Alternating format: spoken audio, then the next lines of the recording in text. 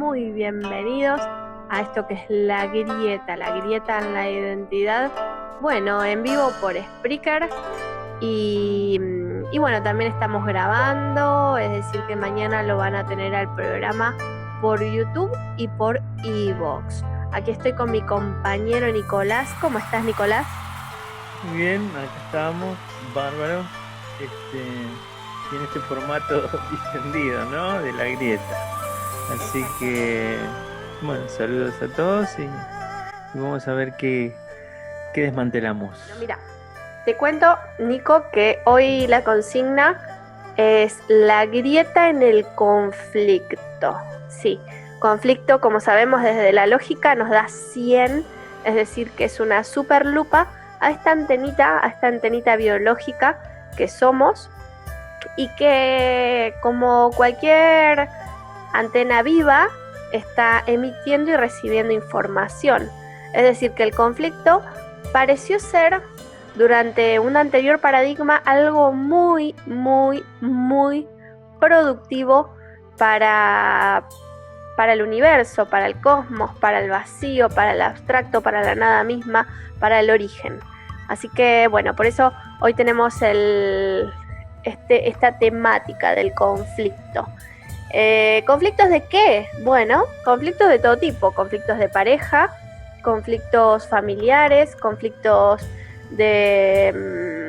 laborales, conflictos entre amigos, conflictos también entre hermanos, que bueno, que también va a quedar pendiente esto para otro programa, porque bueno, va a llevar un poco más de elaboración y también vamos a tener compañía, que es el conflicto de las herencias. Que bueno, aquí detrás vemos que están la tabla de los marcadores de Hammer, en donde, bueno, el conflicto de herencia por herencia de bienes, que implica la supervivencia, tiene muchos cuadros, por eso, bueno, hoy no nos vamos a detener en este tema particular, pero lo vamos a dejar pendiente para la próxima grieta en la identidad. Lo que sí vamos a hacer es, vamos a observar los conflictos, ¿sí? Estos conflictos que bueno, que se abren, los abre la identidad, ¿sí? ¿Quién abre los conflictos? Y siempre es uno, ¿no? Los conflictos, digamos, los sostiene cada uno. Es decir, no, el conflicto, digamos, es parte de una percepción, de una referencia, de una información que viene de un pasado, de una construcción generalmente del ego, la construcción que uno tiene de sus propias relaciones, que considera uno que es. Entonces, yo creo que el conflicto se cae a partir de no sostenerlo, es decir, no validar el conflicto. Es decir, si yo tengo un conflicto es porque estoy validando una percepción relacionada al pasado, si no, digamos, no lo tengo al conflicto. Lo voy a transitar de otra manera. Es decir, vamos a transitar como una simple información que tiene que ver con algo relacionado al pasado, que nos estamos trayendo esa información. Ahora, no está mal ni está bien, es transitarlo, porque es supervivencia neta, es lo que sabemos hacer, es lo que estamos acostumbrados y es cómodo el conflicto inclusive, porque...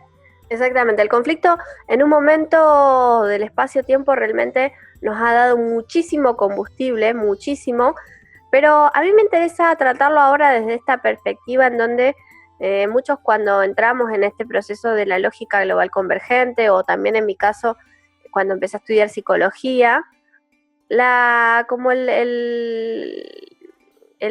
sentido más profundo era poder tener una vida sin conflictos. De hecho, en la lógica también, cuando uno empieza a dar estos primeros pasos, empezamos a ver como que no hay conflictos. Los conflictos, teníamos esa idea de que los conflictos se iban a evitar, ¿sí? ¿Por qué? Porque desde un plano 5, que ahora está en conciencia del desdoblado común, que es la lógica, podemos darnos cuenta de que la identidad estaba muy pegada a ese plano 5.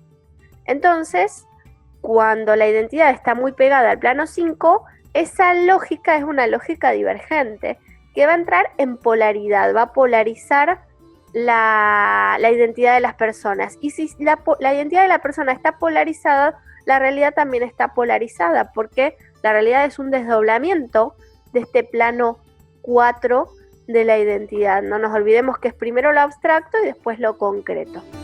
Entonces, cuando muchos entramos con esas ganas de no tener conflictos y de repente lo primero que empezó a pasar, por lo menos los primeros 2 años de aplicación consciente de esta ley física del desdoblamiento de los tiempos, es que empezaron a haber muchos conflictos.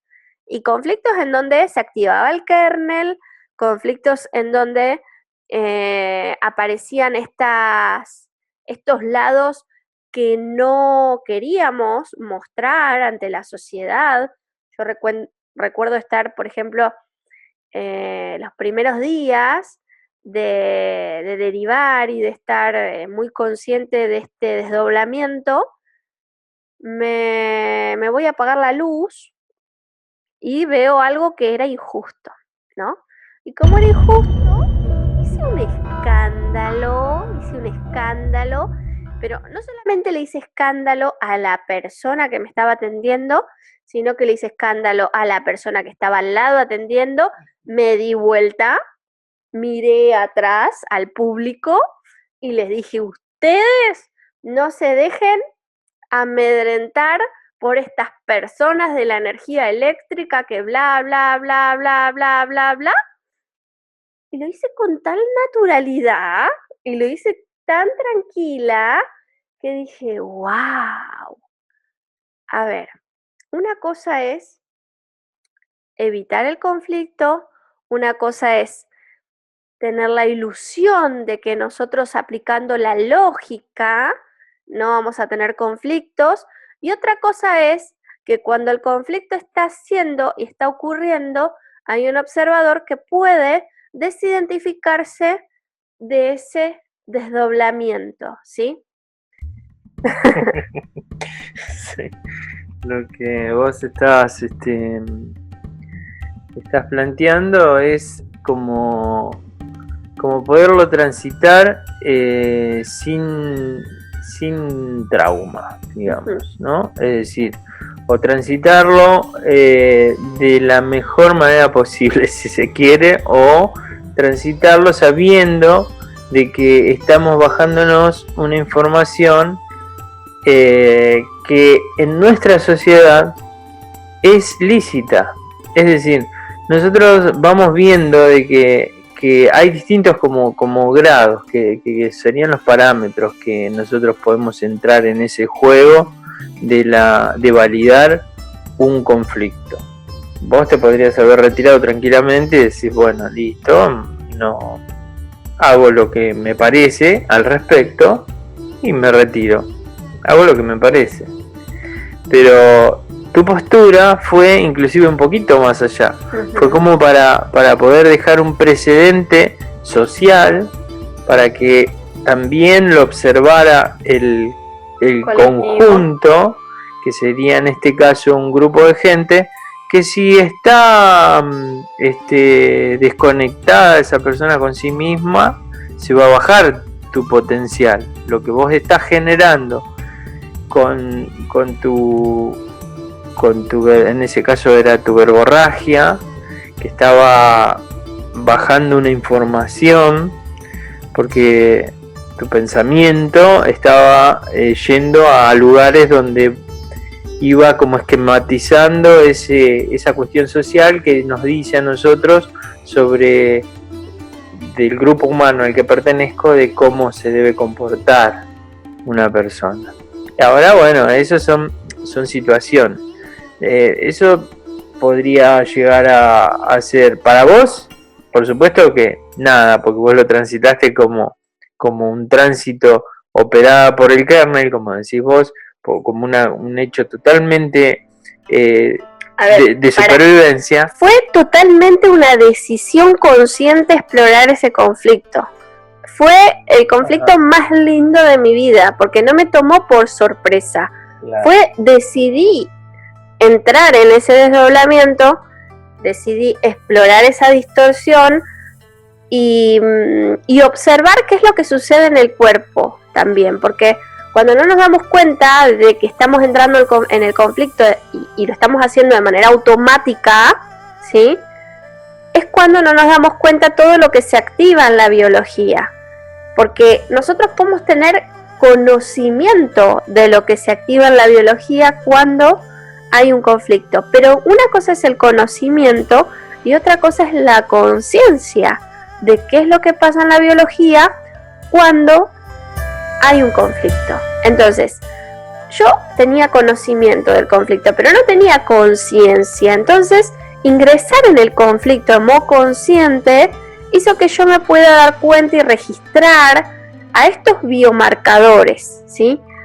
Sé lo que es el corazón, cómo te late, cómo intenta salirse del cuerpo, la presión sanguínea se acelera, las pupilas se dilatan, la respiración se acelera, se agita y empiezan a aparecer una cadena de hormonas, inclusive de adrenalina, ¿sí?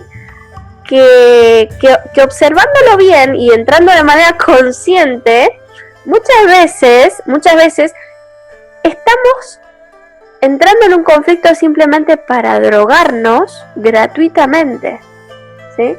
Porque esta cadena de hormonas, de alguna manera en muchos de nosotros, ha sido la teta de todos los días, ¿sí? Es más, hoy en día existen profesiones, como por ejemplo la abogacía, y de paso le mando un saludo a mi amigo Raúl de Angelillo, que acá me acaba de hacer su comentario respecto al post del día de hoy, que sería de nuestra vida sin conflicto. Bueno, por ejemplo, la abogacía es una de las profesiones que realmente dejaría de existir si no existiese el conflicto, ¿sí?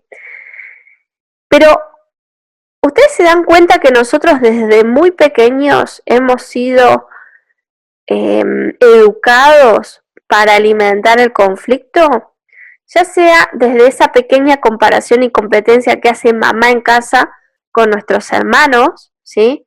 Que esa es un poco, si uno tiene una imagen del conflicto, yo me lo imagino como una soga en donde una persona tira de un lado y la otra persona tira del otro lado, ¿sí? Entonces, o dos personas que se apuntan con el dedo, a ver, apúntame Nico ahora que estamos filmando, que se apuntan con el dedo y se dicen, vos sos esto, ¿no? Y yo soy lo otro, ¿no? Entonces, el conflicto se sostiene de a dos o se sostiene de a varias personas. Entonces, ¿cómo? A ver, inconscientemente, ¿cuál es el rédito que genera el conflicto? Para un abogado, obviamente que es netamente supervivencia, pero también puede ser conciencia, ¿sí? Por eso me interesó mucho ingresar en esta nueva lógica, en esta nueva perspectiva, porque de alguna manera la anticipación iba a lograr transformar la lógica, ¿sí? Porque nosotros traíamos una lógica de reacción, de reaccionar, es decir, estábamos como ni siquiera esperando los conflictos ya sabíamos que iban a venir, con nuestra pareja cada 30 días, con nuestro vecino cada año, ¿no? Con nuestra familia cada navidades, con nuestro jefe cada vacaciones, cuando tenía que pedir el aumento. Bueno, con nuestros hijos cuando empiezan a salir y se empiezan a ir de casa. A ver, es como que veníamos de alguna manera programados para el conflicto. Y esa programación era una programación que nos mantenía en reacción permanentemente. Entonces, en reacción no queda otra que se activen estos 4 marcadores, ¿sí? Y que por lo tanto todos estos órganos estén recibiendo la orden del cerebro de generar una biologización. ¿Qué es una biologización? Es una mutación a través del contexto. El contexto a mí me está informando permanentemente, ¿sí? Permanentemente nos informa el contexto. Y nuestra programación en referencia externa, en automático, hace que nosotros reaccionemos. ¿Qué diferencia hay cuando nosotros estamos en anticipación? La diferencia es que podemos reconfigurar los conflictos, ¿sí? Podemos reconfigurar, pero no porque los conflictos sean malos. Ojo, ¿sí? Ojo, porque acá también está esta cosa de que si nosotros no separamos bien la paja del trigo, como se dice habitualmente, creemos que la aplicación de la ley es para no tener conflictos. Y no es así, porque los conflictos van a seguir apareciendo porque hay una ley física que tiene que ver que, primero, que el propósito es la mayor velocidad, es decir, que si el propósito se presenta, el propósito puede llegar a venir disfrazado de un conflicto, por supuesto que sí. Pero también para no estar evitándolo al conflicto, porque es muy fácil caer de nuevo en una programación, sobre todo en Argentina, 5-4, de buenos modales, de solidaridad inclusive, ¿no? Para no caer en estos conflictos, o inclusive en la negación también. Y en definitiva, no estamos desmantelando lo que está por detrás. Esto por un lado, ¿no? Vamos a separar las cosas sobre la mesa y vamos a ir como dejando montoncitos por los lugares. Esto por un lado, pero por otro lado es, a ver, que mi conflicto no sea mi medicina o mi adicción, ¿sí? ¿Qué pasa cuando el conflicto se vuelve mi adicción, ¿no? ¿Qué es lo que sucede, Nico? Bueno, es no poder reconocerlo, es decir, de alguna manera uno lo valida y lo sostiene. El conflicto, digamos, al sostenerlo es cuando aparece la biologización. Si no, es decir, la biologización es más severa, que ya se manifiesta en nuestro plano. Es decir, cuando lo sostenemos, cuando no lo podemos derivar, cuando al otro día seguimos sosteniendo, seguimos validando ese conflicto que no me pertenece, porque no es información que me pertenece. Es decir, yo tengo las posibilidades de la noche, tengo la posibilidad de las aperturas temporales, tengo todo el momento, ahora más en este tiempo, para aquellos que ya están al tanto, en este tiempo podemos automáticamente reactualizar una información. Es decir, si nosotros vemos que nos estamos bajando una información que no es nuestra, que no tiene que ver con nuestro propio ser, vamos a terminar validando y vamos a terminar sosteniendo, porque estamos en el punto ciego, es donde no podemos reconocer qué información nos estamos trayendo, qué nos está operando. Uh-huh. Es decir, entonces, al no poder ver, al estar en ese punto ciego, vamos a estar permanentemente validando este conflicto. En un momento tenemos ese mecanismo que nosotros hacemos en sostener conflictos y en creer que ese conflicto inclusive es real, y ahí aparece Hammer, ¿no? Es un conflicto simbólico, pero para nosotros, como decía vos, se dilatan las pupilas, se empieza a haber mayor irrigación sanguínea si es considerado un conflicto territorial, si es considerado un conflicto de comparación y competencia, lo mismo. Otro día vamos a tener dolores de hueso, vamos a estar como que nos agarró una fiebre, como decimos habitualmente, cuando no sabíamos qué era una biologización o qué era un conflicto no reconocido, que en la antigüedad no existía. Es decir, después pasamos a una etapa donde empezamos a generar esto cuando aparece el juicio en nosotros, empezamos a generar conflictos, que esto muy, para mí es como bisagra, en el momento en que nosotros como humanidad no teníamos estos conflictos que tenían que ver con el cuarto plano, y acá saludamos a todos, como decís vos, nuestros abogados, los médicos, todas estas cuestiones, todas estas profesiones que aparecieron para poder decirte a vos, le cedemos este potencial a esta gente, porque si yo no sé qué necesito para mí, le tengo que decir a estos tipos que me digan lo que yo necesito. Pero eso es a partir de haber generado estos tipos, digo, cuando nosotros mismos nos ponemos a hacer las leyes, porque estamos en otra velocidad de percepción, hacemos las leyes y me van a tener que preguntar a mí, que yo hice la ley, bueno, cómo funciona. Bueno, pero por eso, a ver, siempre hay como un antes y un antes y un antes, porque también tiene que ver con la educación y tiene que ver con cómo nosotros mamamos el conflicto, y de alguna manera, por ejemplo, esto de los abogados y los jueces, ¿no? Y de que, por ejemplo, yo tengo un conflicto con mi vecino y no lo puedo resolver porque no tengo circuitos en la comunicación, no puedo hablar con esa persona y tengo que ir a la justicia, ¿no? A un intermediario para que me resuelva. Esta es la lógica, creo que más divergente del universo, que vamos a torsionar en algún momento. Que hoy es sumamente, pero hoy es sumamente necesario, porque donde mi vecino, como decís vos, tiene una percepción con relación a su territorio muy distinta a la mía, vamos a necesitar ese tercero que trate de ver dónde puede meterse para solucionar ese conflicto, que es el abogado, porque el abogado estudió la ley que entre nosotros dijimos vamos a confeccionar, porque nosotros pensamos y opinamos distinto, y en un momento determinado para un tema vamos a necesitar obrar de una manera única y social. Entonces el abogado tiene que ver esa posibilidad de decir, bueno, a ver a dónde nos ponemos en un punto de acuerdo.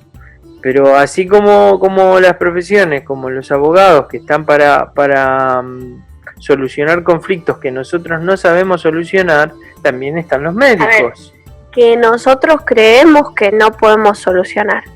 Sí, a partir de no conocernos, de no saber cómo funciona esto, de no saber cómo es la lógica.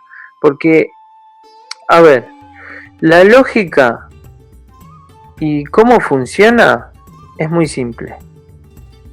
Miremos a los niños y ya lo tenemos totalmente resuelto, porque ellos al otro día no sostienen el conflicto del día anterior. Vos te das cuenta que ellos se fueron a descansar, tuvimos un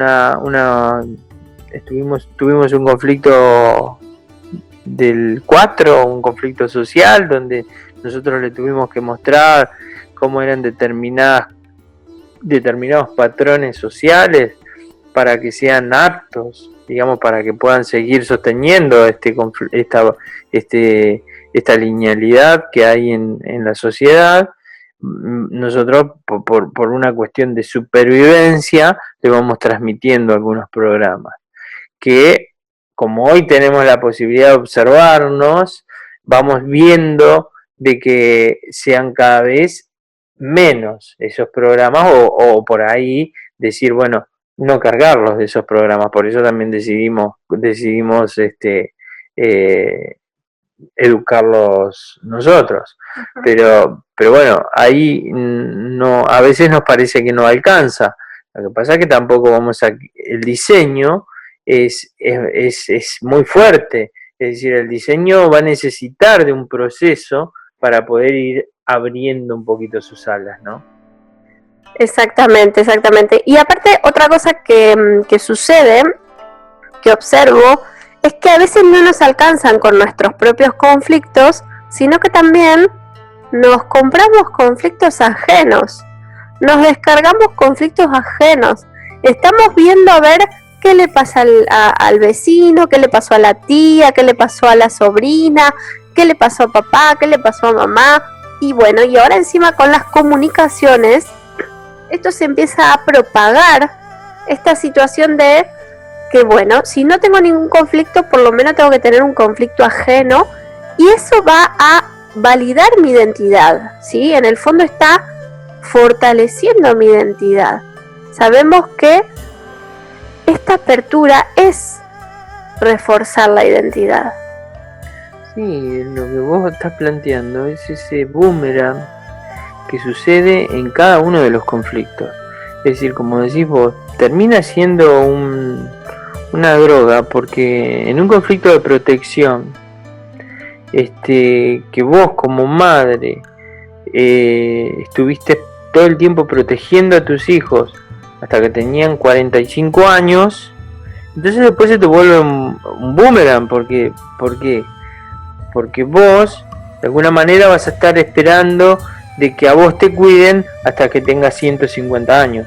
Entonces vos estás con ese programa de protección, y eso es lo que te va a hacer que cuando vos estés todo el tiempo arriba de tu hijo diciéndole, mirá, esto va así, no, esto va allá, esto va acá, esto va acá, esto va allá, en un momento determinado te tenés que decir basta, dejá de decirle cómo son las cosas a alguien que ya sabe cómo son las cosas, y empezá a derivar, y empezá a ver cómo haces en lo posible de compartir esta derivación con tus adultos, ¿no? Uh-huh. Es decir, empezar a decir, bueno, porque si no te vas a poner a llamar a tu hijo a decirle todo el tiempo que te llame, y eso es una cuestión que es, como te decía, un boomerang, porque es parte, es lo que decías vos, se termina transformando en una droga, pero es porque no lo estás reconociendo, simplemente.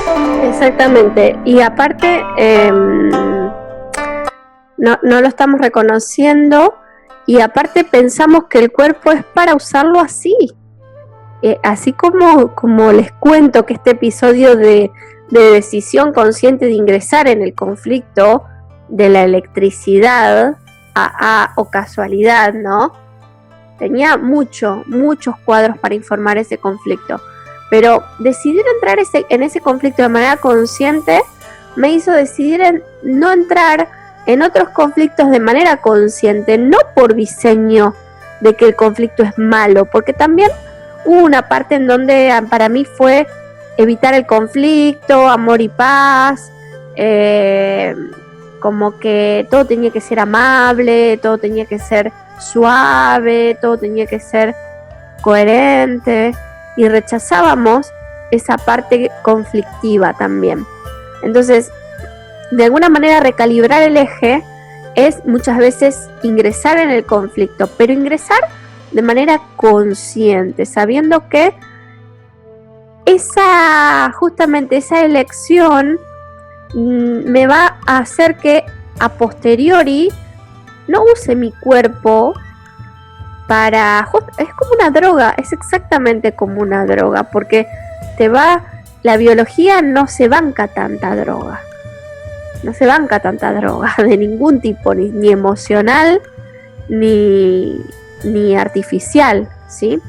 Entonces, bueno, acá vamos a ver los mensajes y los comentarios a este post que sería de nuestra vida sin conflicto. Clau Morena dice: un aburrimiento terrible. A veces pienso que Eva hizo bien en morder la manzana.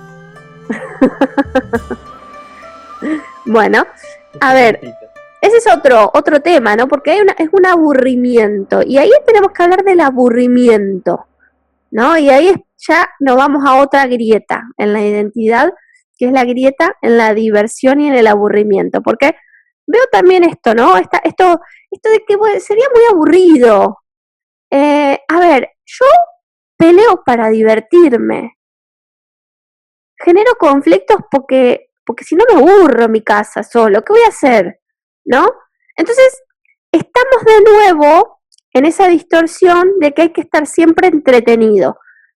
Por suerte la industria sabe muy bien qué hacer con nuestro aburrimiento, ¿sí? Por suerte. Más, el aburrimiento es algo que más tarde o más temprano tiene que ser integrado, porque el aburrimiento es ese paso a poder detectar quién está del otro lado del teléfono, ¿sí? Si es o no un parasitaje lo que estoy recibiendo a la hora de descargarme la información, de abrir un conflicto dentro del espacio-tiempo, ¿no? No, sí, para mí el aburrimiento, lo que me llega así como aburrimiento, la verdad que es lo que vos estás diciendo, no tiene sentido el aburrimiento si no existe la referencia externa. Es decir, nosotros por supervivencia, por una cuestión neurológica, siempre estuvimos referenciados externamente. Pero desde otro lado, la referencia externa es una cuestión que nosotros exploramos por mucho tiempo. Lo exploramos para comparar, para competir y para poder desarrollarnos como especie humana. Pero en realidad reconociendo que es un programa de supervivencia, no nos tendría que ocasionar aburrimiento referenciarnos externamente. O sea que para mí el aburrimiento está relacionado a la referencia externa. No puedo observarme, no puedo estar con mi propia información. Como dice la canción del Pelado Cordera, ¿no? Como aún no soy consciente, necesito de la gente. Exactamente, sería ese una de las cuestiones, porque uno habla de conciencia. ¿Qué dice cuando uno habla de... ¿Qué es lo que está diciendo cuando uno habla de conciencia? Básicamente está diciendo es ver cómo funcionamos, saber, conocer cómo funcionamos. Y que si lo seguimos sosteniendo va a ser de manera traumática. Y si es de manera traumática y sostenida en el tiempo, la biologización va a ser inminente. Es decir, y nos va a venir a avisar la biologización que estamos, nuestro sensor, va a decir, nuestro sensor nos va a nosotros avisar, como los sensores, que lo hicimos en la tecnología porque en realidad primero funciona en nosotros.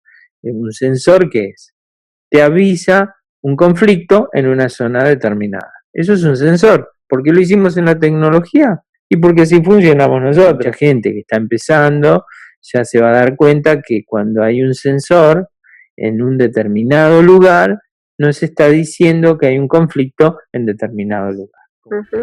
Exactamente. Bueno, acá dice Raúl de Angelillo, dice una maravilla. Una maravilla sería una vida sin conflicto. Bueno, no sé si sea una mujer maravilla o una maravilla. Maravilla de femenino, pero podría ser masculino. Bueno, Marta Graciela Ibarra Chaire, que un beso grande a México. Dice, otra vida desde otra perspectiva que no ocupa el conflicto porque solo es, ¿no? Y bueno, y cuando vemos los conflictos grandes, ¿no? De naciones. Cuando vemos conflictos de naciones decimos, ay, pero qué tonto, ¿no? Bush en su momento, peleando con Irak. Me acuerdo que mucha gente decía, yo los pondría a los dos en un búnker con una PlayStation a cada uno y que el conflicto lo diriman jugando en la Play, ¿no? Pero que no maten gente. Claro. Sí, para ellos es más o menos parecido, digo. Es decir, para ellos es así, tal cual. No, yo creo que es la mejor definición de cómo ellos transitan un conflicto. Porque ellos, no te olvides que están observando la cosa desde otro observador, ya un poquito más arriba, en forma divergente, pero lo están observando así. Para ellos lo ven en eso, en imágenes, vía todo, hoy es todo virtual. Y lo que vos decís, nos animamos a decir eso cuando estamos nosotros en 5-4, nos animamos a hablar de uno, pero cuando nos toca a nosotros, cuando hablamos de Malvinas, y cada país tiene un conflicto, con su territorio. Cuando hablamos de Perú, cuando hablamos de Chile, cuando hablamos podemos hablar de todas las naciones que hoy tienen latente un conflicto y siguen sosteniendo ese conflicto a través del tiempo por una percepción que sabemos que tiene que ver, que está relacionado a una determinada información. Que en un momento determinado hay una frase de Charly García que me gustaba porque con eso resumía todo, que decía, say no more. Say no more, say no more. Bueno, acá dice María Olivia Collins Dupoy, nada, sería nada. Bueno, esa es otra cosa. ¿Le tenemos miedo a la nada? ¿Que tenemos que estar generando conflictos todos los días? A ver.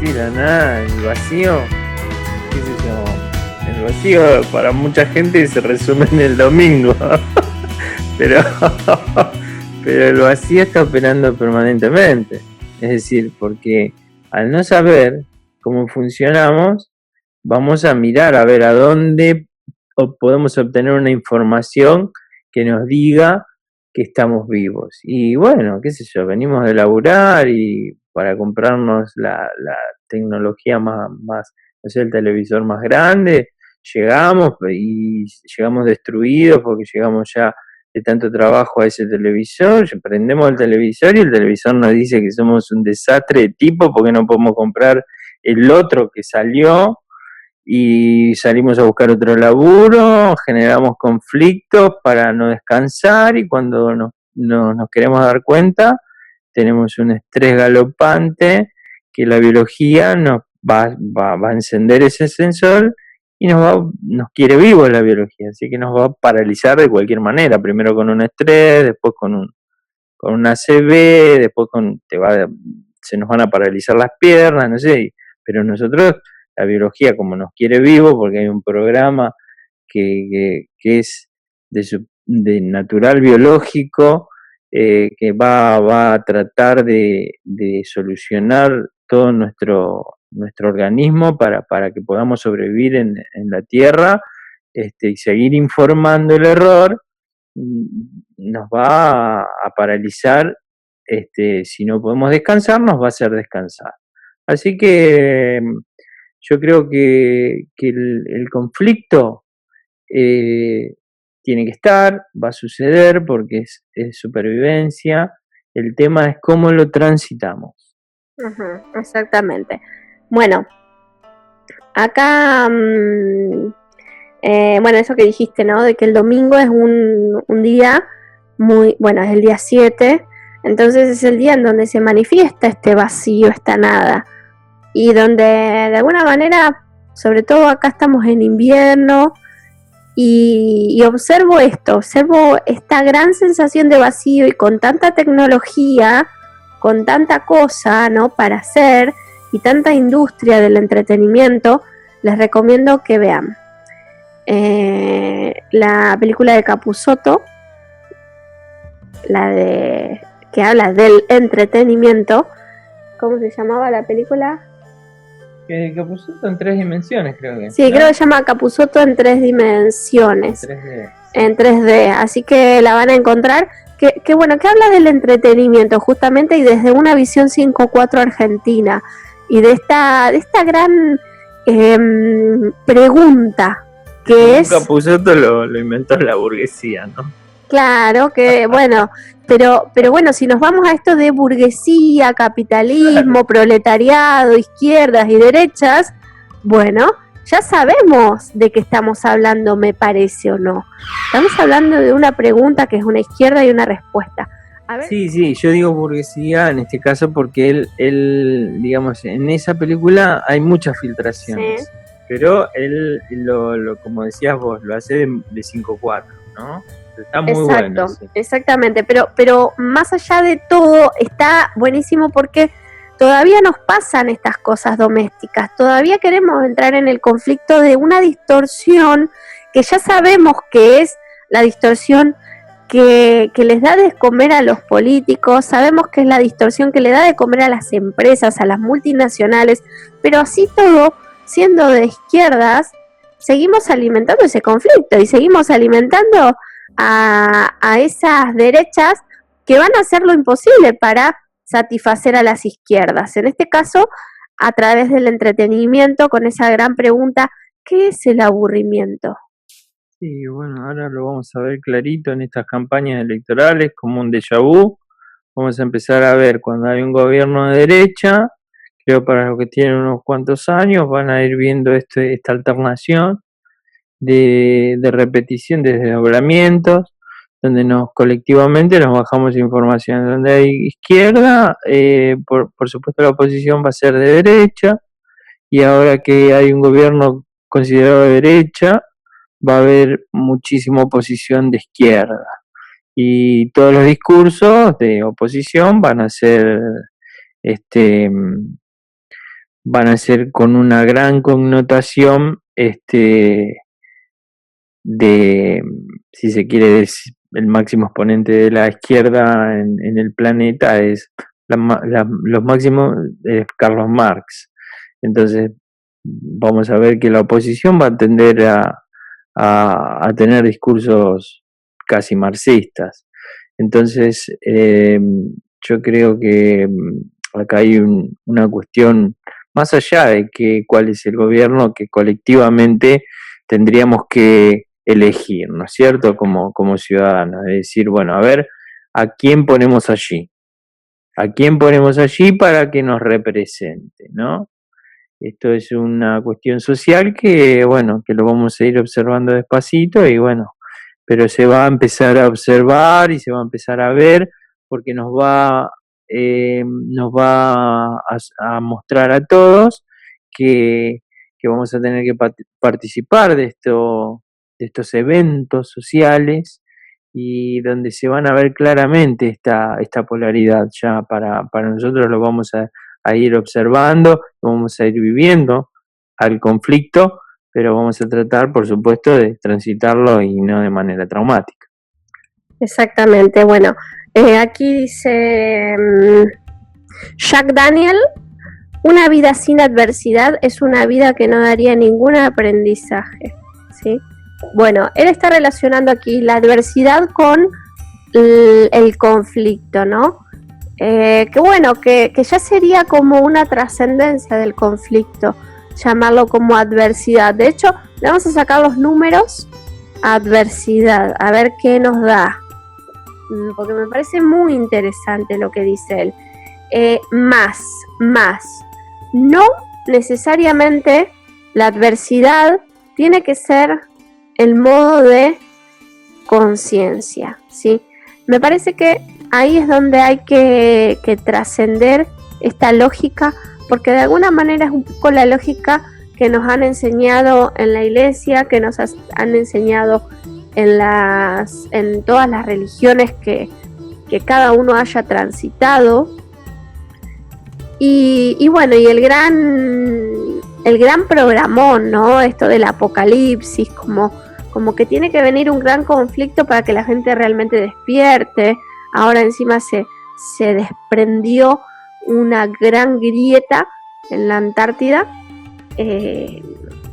Inició el proceso, esta grieta de desprendimiento de un iceberg muy muy grande, 7 veces las proporciones de Nueva York. Y bueno, y esto es como que para muchos dicen, wow, será el apocalipsis, será el fin del mundo. Bueno, es como, yo recuerdo amigos que inclusive decían que bueno, acá tendría que realmente pudrirse todo para que las personas puedan crecer o trascender. Y no sé si es así, es más, no es así. No, pero podríamos ver ver la filtración de esa información. Eso que dice, se tendría que podrir todo para. Y sí, está hablando de todo. Todo es un ciclo en la vida. Todo negativo. Claro, no, pero al decir eso, está diciendo que la flor necesita el compost. ¿Entendés? Es decir, la filtración de esa información es que hay una cuestión cíclica ahí, que eso es el desdoblamiento justamente. Nosotros al observarlo, si lo observamos en la naturaleza, estamos viendo ese compost. Y a veces estamos en pleno florecimiento, pero también sabemos de que en otro momento vamos a hacer compost. Es que para sintetizarlo, es decir, nosotros vamos a transitar por todas esas etapas un montón de veces si es necesario, pero la vamos a tener que transitar. Exactamente, por eso el aburrimiento para esta aplicación lógica es muy importante y al contrario, en vez de ser algo que no está bueno, está muy bueno el aburrimiento, porque de alguna manera esa respuesta se está encontrando con esa pregunta, ¿sí? Entonces, cuando nos cansemos de pelearnos, cuando nos cansemos de ensalzar nuestra identidad a través de los discursos, cuando nos cansemos y nos aburramos de querer ser mejor que alguien en la retórica, en la discusión o en la argumentación, es cuando esto puede empezar a filtrarse otra lógica, ¿sí? A filtrarse una nueva versión de cada uno de los elementos de este sistema y de esta gran apertura temporal. Así que bueno, vamos a ir cerrando, Nico. Muchas gracias a todos los que compartieron. A Brian también de Connecticut, que dice, a eso vinimos, ¿cierto? ¿No? A explorar los conflictos. A ver, no sé si ese es el propósito, ¿sí? Explorar los conflictos. Lo que sí sé es que tiene un potencial muy grande, ¿sí? Explorar los conflictos. Pero dentro de esos potenciales hay justamente un combustible que puede ser tomado como propulsor de esta nave del futuro, o también ese combustible puede incendiarnos, ¿sí? Y prendernos fuego. Entonces, bueno, por eso depende la lógica. Romina Pisuto dice, una vida con conflicto. Bueno, gracias. Gracias, Romy, de Córdoba. Te mando un abrazo grande. Y a todos los que participaron acá. Gladys Nieto, que estabas escuchando en vivo. Y que bueno, les cuento cómo es la cosa acá con la grieta en la identidad. Primero, se pueden ingresar al grupo de Facebook, que es un grupo cerrado, llamado La Grieta en la Identidad Radio y TV, ¿sí? En donde ahí van a encontrar los archivos, los 3 diferentes modos de poder disfrutar de la grieta. Modo 1, en vivo, vía Spreaker. Ahora en este momento estamos saliendo en vivo. El problema con Spreaker es que si hay algún error en la transmisión por internet, como suele suceder, es que se puede cortar en cualquier momento, ¿sí? Y a veces tarda en enganchar. Esa sería una opción. La segunda opción es a través de iVoox, ¿sí? Ahí ya está editado y está en formato podcast, para que lo puedan escuchar en cualquier momento, prácticamente sin publicidades y prácticamente sin música. La verdad es que han realmente ganado las personas que nos decían, tanta música no. Otros nos decían, me encantan los temas que pasan. pero nos parece para poder, ahorrar en tiempo y sobre todo que ahora hay muchos espacios para poder escuchar música en internet. Para escuchar La Grieta, va a ser sin música. También por otro tema, me dijeron que en otros países como en Alemania o Dinamarca o en algunos lugares de Europa, no les permiten descargar el archivo cuando tiene música que tiene copyright, ¿sí? Entonces también por ese tema, para obviarnos esa parte, directamente no lo hacemos con música. Y el tercer formato, que es vía YouTube, ¿sí?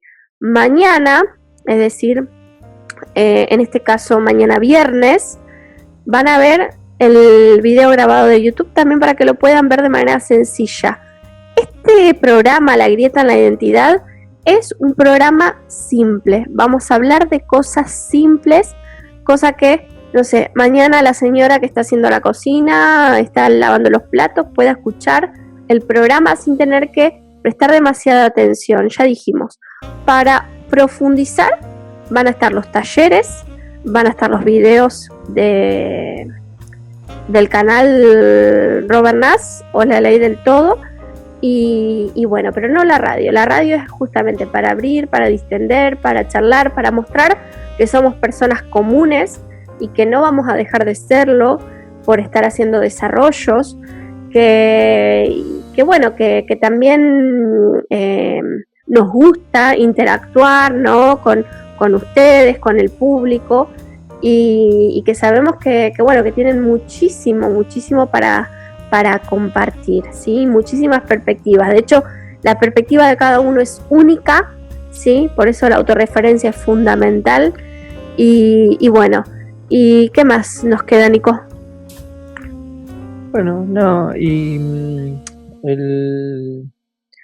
El taller que quería un poco adelantar, si es posible, Uh-huh. esto que cuando hablaba del último tema, estábamos, te decía que nos metía de lleno a estas antenas, ¿no? A esta información que tiene que ver con las antenas que estamos nosotros permanentemente, a las cuales estamos conectados, ¿no? Nos estamos bajando información desde muchos lugares. Es decir, nosotros, es muy amplio la gama de información que podemos bajarnos. Entonces está bueno esto de empezar a ver cada antenita, ¿no? Exactamente.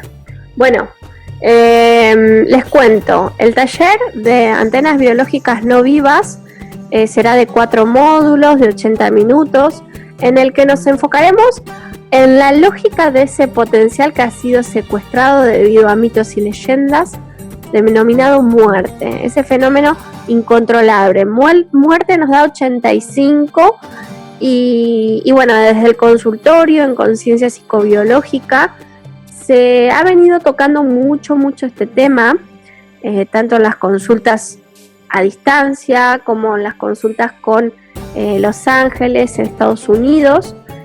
En muchos casos está apareciendo esto de las antenas biológicas no vivas. Y luego del fallecimiento del Dr. Hammer, mucho más me ha resonado compartir con ustedes todo este aprendizaje de este tiempo, de cómo informa una antena biológica no viva y cómo verlo desde la lógica global convergente y desde la ley del desdoblamiento de los tiempos. Porque si pasado, presente y futuro están en un mismo instante, de alguna manera esas antenas biológicas están no vivas, están emitiendo una información, ¿sí? Entonces, ¿cómo ponernos disponibles a recepcionar esa información? Es un poquito esta propuesta de este taller, y también es para generar este ACE.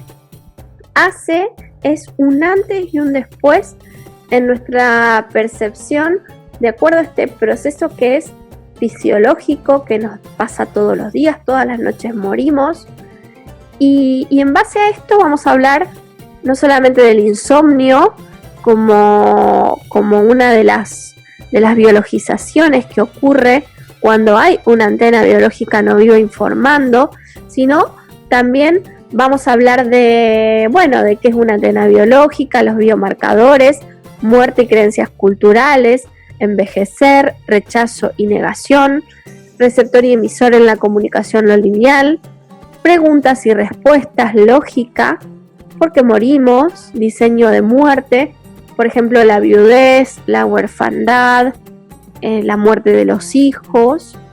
Vamos a hablar de muertes reiteradas, de abortos, de suicidios, de accidentes, de homicidios, de femicidios.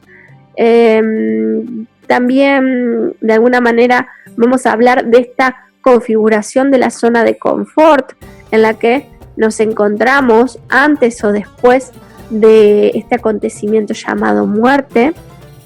Vamos a hablar del transgeneracional y la muerte y vamos a hacer un mapa, ¿sí? Vamos a confeccionar un mapa de antenas biológicas no vivas.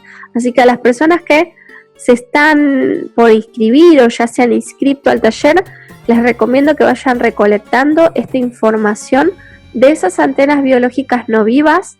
Los datos que tengan van a ser muy útiles en el taller, sobre todo a la hora de hacer este mapa de antenas biológicas, ¿sí? Frecuencias, fecha de nacimiento, de fallecimiento, nombres completos, diferentes preguntas. También vamos a hablar del sueño paradoxal, de la derivación nocturna a partir de este proceso de duelo y del territorio, de la Tierra y del entierro, ¿sí? Porque no es casual de que cuando morimos volvemos a la Tierra, ¿sí? Y esto tiene mucho que ver con el territorio, con la gestión del territorio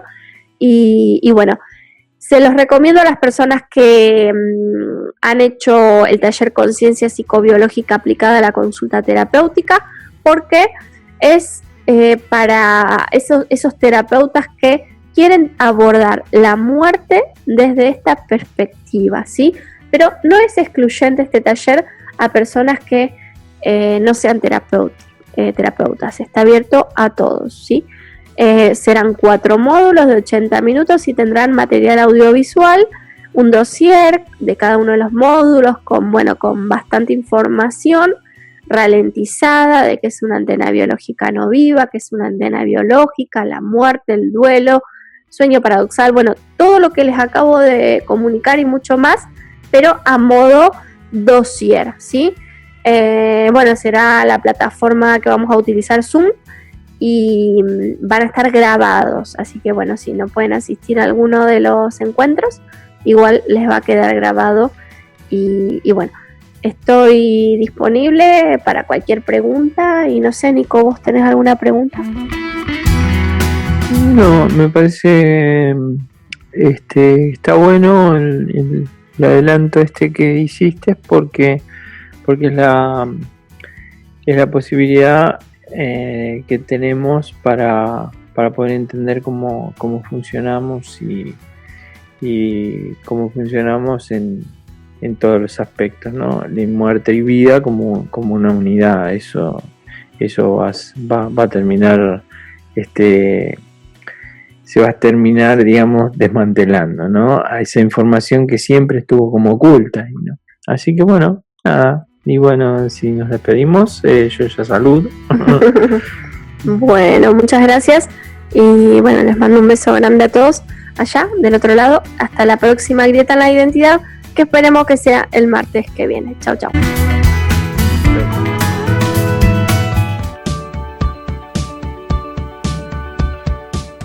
Robert Nass y Conciencia Psicobiológica presentan Antenas Biológicas No Vivas, taller online. Compartiremos 4 módulos de 80 minutos en el cual nos enfocaremos en desarrollar la lógica de ese potencial que ha sido secuestrado debido a los mitos, leyendas y creencias culturales, denominado muerte. El taller incluye dossier de los 4 módulos y material audiovisual. Su enfoque es terapéutico, mas no es excluyente a personas que quieran reconfigurar la lógica de esa unidad vida-muerte en autorreferencia. Para más información, comuníquese con rominavernaz@hotmail.com o por teléfono al 54 2901 601 468.